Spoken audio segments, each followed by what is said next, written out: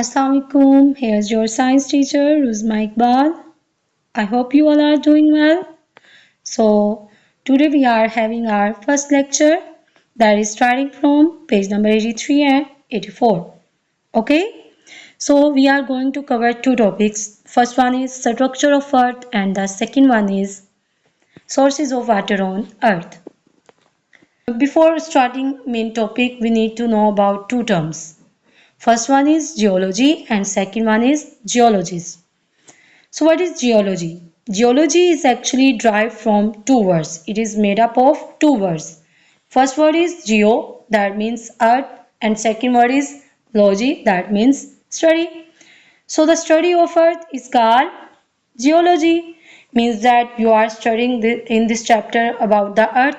So you are dealing with the geology, and a person or a scientist who is dealing with the geology, who is studying the structure of earth, who is studying the anything present inside the earth, then that person or a scientist is dealing with the geology and he will be called as geologist. Here I am going to give you a task. You need to find the name of a geologist that is given in your chapter. Hope you can do that. Okay. So let's begin our main topic, that is structure of the earth. So structure of earth. If we talk about structure of earth, our earth is divided into four layers. First one is crust, second is mantle, third is outer core, and the fourth one is inner core. So let's start the very first layer, that is crust.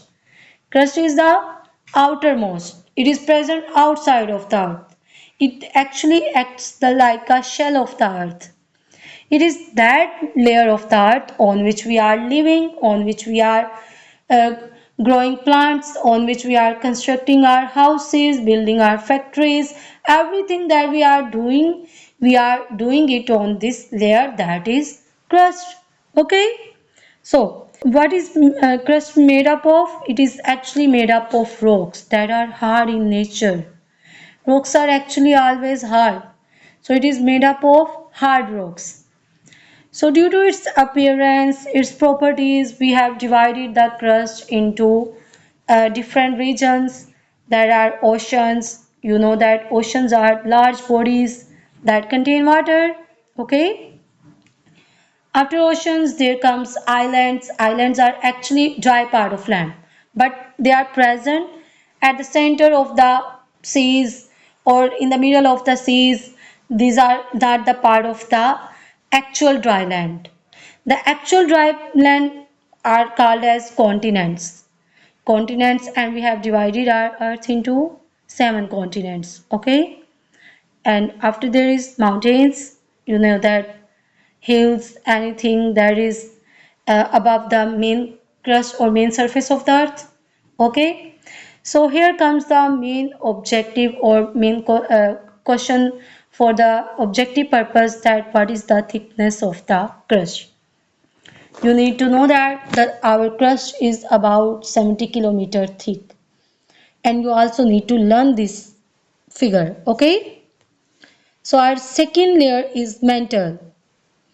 After crust there comes mantle. So mantle lies inside the crust. Okay. Mantle is also made up of rocks. But which rocks? These are heavy rocks.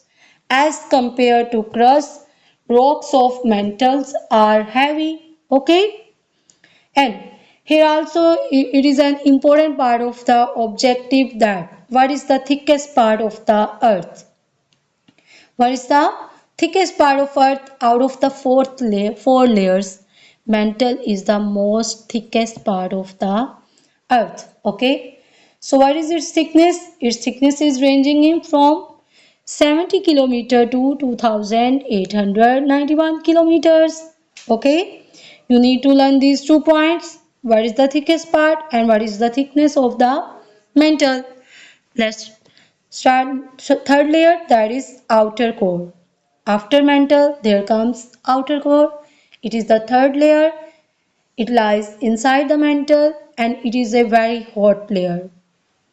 Actually, the temperature inside the outer layer is very high.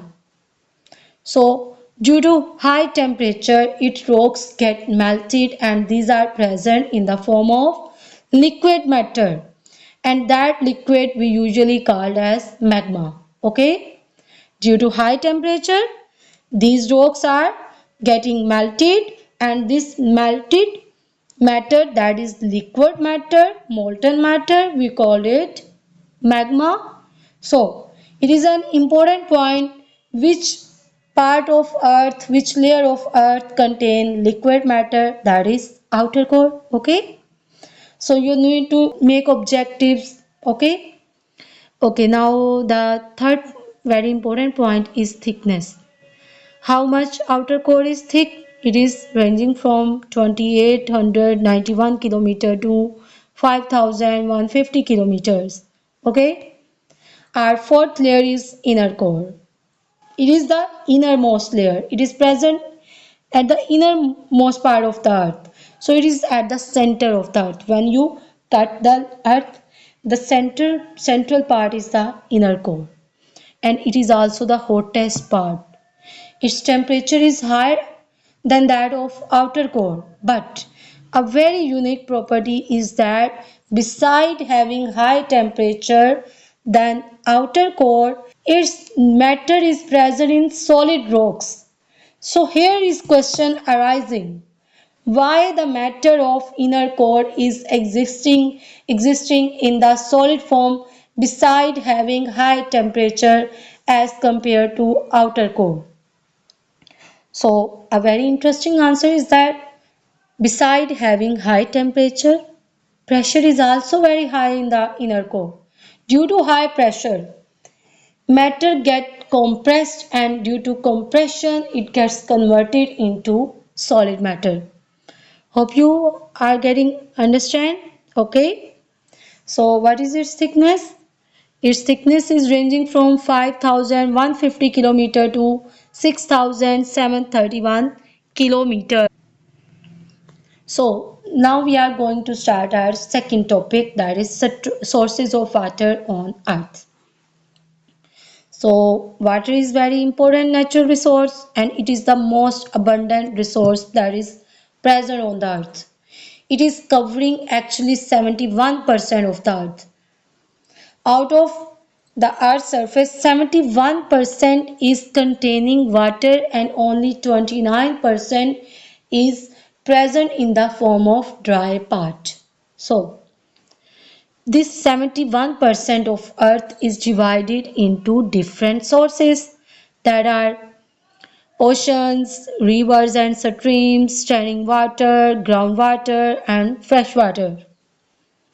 You need to know that all these resources are present on the crust, not any other layer of the earth. These are all present on the crust. Okay, so let's start our first source, that is ocean. Oceans are large body of salt water. Okay, these are large bodies that are containing water. But which water? The water that is containing high proportion of salts. A water that is containing a very high quantity of salt. So these bodies are containing salty water. Okay. Most of Earth is 71% and in water and the 71% is actually containing the oceanic water. Water in ocean is always moving. It is not standing water. It is not getting accumulated at one place. It is always moving in the form of waves. Okay. So, but this water is salty, so it is unfit for our use, for unfit for our drinking purposes and many other uses. So, the places where water is in acute shortage, where fresh water is unavailable, the people living at that places, they usually filter this ocean water. They separate the salts from the salty water and use this water for their personal uses. Okay. Next are rivers and streams. Rivers and streams are actually containing fresh water. Fresh water means The water that is containing a very low proportion of salts, and a water that is fit for our drinking purposes and many other uses for growing crops. Anything that we do with water is that water is fresh water. Okay, so where come from where this water comes into rivers and stream? Actually, it is start from the raining or the melting of the snow. Snow from glacier melts and the water coming from rain. These waters flow over the mountains. When they flow over the mountains, they get the form of streams. Then these streams drains into the rivers, and then rivers drains into the oceans. So water in the rivers and stream is always moving. It is always moving, it never stand at one place. It is never stationary. Okay? So you may have noticed many towns and cities built near the rivers and stream. Why? Because water from river and stream is fresh water. It is useful for our uh, bodies, and it is also fit for our drinking purposes and many other purposes for domestic uses. So we usually build our houses and we built our cities, towns near the streams and rivers so we can get an easy source of water. Okay. Next one is standing water. The water that is never going to leave that space where it is existing. Actually, when holes are created in the ground and if we dig the holes, the water get accumulated in these holes. It gets shapes of ponds or lakes. Okay, so actually ponds and lakes, the water present in the ponds and lakes is standing water. It never leaves the ponds or lakes. It never drains to any other source of water. It will always remain there. Okay, so that's why we are calling this water as standing water. Okay, actually standing water or reservoir of standing water, reservoir mean a storage place. If you are talking about the reservoir of water, so it is the storage place that is containing water. Okay, so we actually the reservoir of standing water are human built. Human built these reservoirs. For example, dams are built over the rivers in order to store extra water that is coming from rain, that is coming from melting of glaciers, in order to avoid the problems of flooding and in order to avoid the problems of acute shortage of water. Okay. Next is groundwater. Ground means the water that is present beneath the surface of earth. Surface is actually the layer on which we are standing, and beneath the surface there is a groundwater present. Let me tell you how groundwater is accumulated. Let's see here. The very first layer is soil. Soil is very soft part, very porous part of the uh, earth or crust. It is containing very uh, empty spaces in it, a large number of empty spaces in it, due to which water get space in order to leach, in order to go down to the surface. Okay, so from soil water, the water coming from rain or from melting of glaciers or snow, this water leaches down from soil to sandstone. Sandstone is also very a porous part. It is also containing a high number of empty spaces. So water move from soil to sandstone and from sandstone to a rocky part.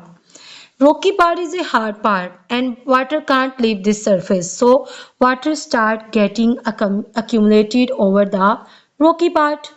Here is, and due to its accumulation a layer of water is getting formed and this layer is called as groundwater. Okay, so groundwater is actually the water that is present beneath the surface of layer. Okay, in our houses, in our factories, the water pumps, the electric pumps that draw water from the Earth actually these sources draw water from the groundwater. The water that is getting accumulated over the rocky layer. This water is coming into our houses. Also the wells we usually dig into the ground also get water from the groundwater. Okay. Last source is the fresh water. Fresh water is the water that is containing a very low proportion of the salt. So this is the water that we are using. That is fit for our different purposes. Okay? Out of the 71% of the earth's water, 97% is oceanic water. Remaining 3% is fresh water. Out of 3%, the 2% is present in the form of glaciers or ice stones, ice mountains, and only 1% is available in the form of rivers, lakes, streams, ponds. So, this 1% is actually a fresh water that we are using. Okay? Glacier, what are glaciers? Glaciers are actually a huge mass of ice that move slowly over land. They move slowly over land. Their location is actually getting changed, but a very minor change is happening. Only about a millimeter change is getting happening. That's why we are unable to notice the moving of glaciers. Okay. So here is a question that which country is containing more glaciers than any other country? So the answer is Pakistan. Pakistan is the country that is containing more glaciers than any other country in the world except polar region. If we exclude the polar region, because polar regions are always in the form of glaciers, a very small part of polar region is present in the form of dry part or in the form of land, but most of their part is present in the form of glaciers.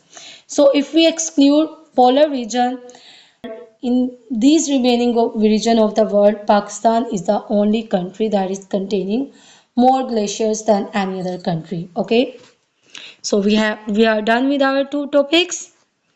Now your homework. Your homework is to draw the structure of Earth. You need to represent all its layers and also mark the important objectives, important terms, and learn these terms. Thank you.